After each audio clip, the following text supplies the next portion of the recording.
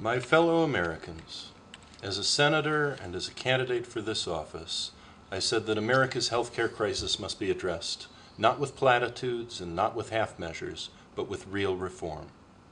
As I said earlier this year, real healthcare reform must respect these principles.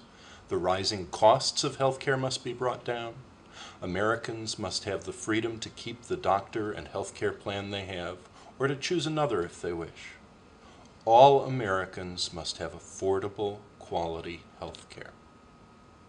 I called on Congress to give me legislation that satisfied these principles because the American healthcare system is in crisis, because the status quo is morally offensive and economically untenable, and because the citizens of the greatest nation in the world deserve the world's greatest healthcare system. Our senators and representatives on both sides of the aisle have worked hard to bring me such a bill. I must single out Senators Baucus and Grassley of the Finance Committee for their diligent, good faith efforts to produce a bill that members of both political parties could support. I also applaud the good bipartisan work of the Senate Health, Education, Labor, and Pensions Committee on Senator Kennedy's bill. In the House, Congressman Dingell's bill has been approved by both the Ways and Means Committee and the Education and Labor Committee. I thank the hard-working congressmen and congresswomen who serve on those committees and their chairs, Congressman Rangel and Congressman Miller, for passing this bill despite aggressive resistance from organizations and individuals that oppose, many of them in good faith, changes to our healthcare system. Our representatives on both sides of the aisle and in both houses of Congress have, as I said, worked very hard to bring me a bill that satisfies the three simple, albeit difficult, principles I enumerated. I thank the Congress and particularly the leadership, Majority Leader Reid and Speaker Pelosi, for taking this critical issue so seriously and working so hard to address it. It is for such important issues, issues that affect us all and affect us deeply, that these institutions exist. For such issues that government of, by, and for the people was created. I thank the Congress, but I must today report to you that their efforts to produce a healthcare reform package satisfying the principles I laid out, a package that brings down healthcare costs, preserves Americans' freedom to use the physician and health plan of their choice, and provides affordable, quality health care to all Americans, these efforts have failed. As many of my Republican friends have pointed out, as the nonpartisan Congressional Budget Office report concludes, the plans emerging from Congress do not satisfy the first of these principles. The system these reforms produce will cost more than our current system. That's understandable.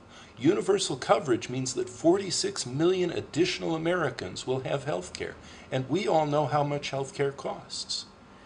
It's understandable, but unacceptable.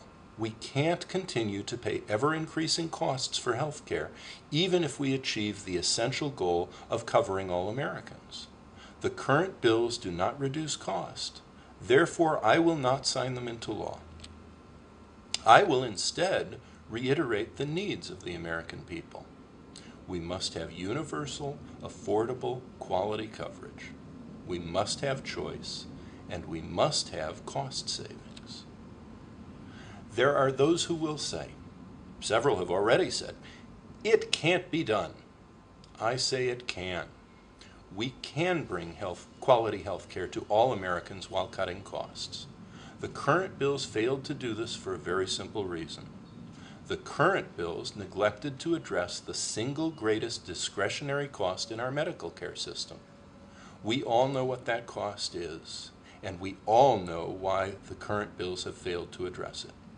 Today, I am calling on Congress to bring me a bill that removes that cost. That cost is the enormous overhead of private insurance. While Medicare, a public health care system, a government system, as my friends across the aisle like to call it, has overhead costs amounting to less than 3 pennies for every dollar spent, private insurers take 2 dimes.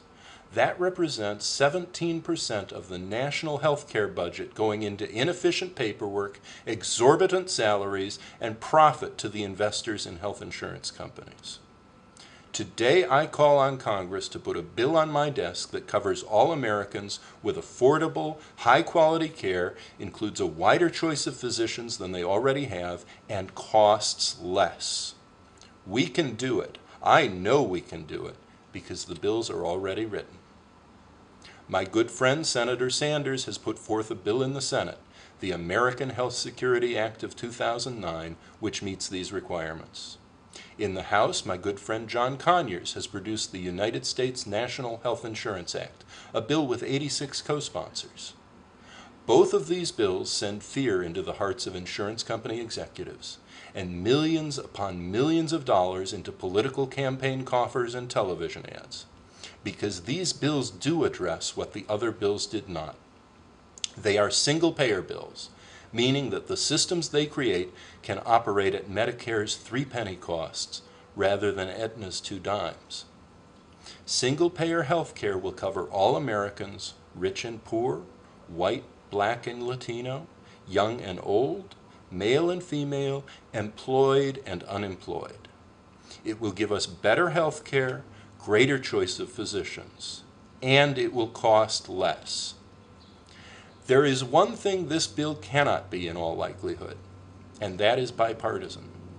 My friends across the aisle do not approve of single-payer health care, and I respect their principled position, but I disagree with it. Majority Leader Reid and Speaker Pelosi have assured me, and I assure you today, that every Democrat will vote for this bill because it is what America needs. The House and the Senate will pass a single-payer health care bill within the next 30 days, and I will sign it. America's badly broken health care system will begin to heal, and every American will have high-quality, affordable health care. Thank you.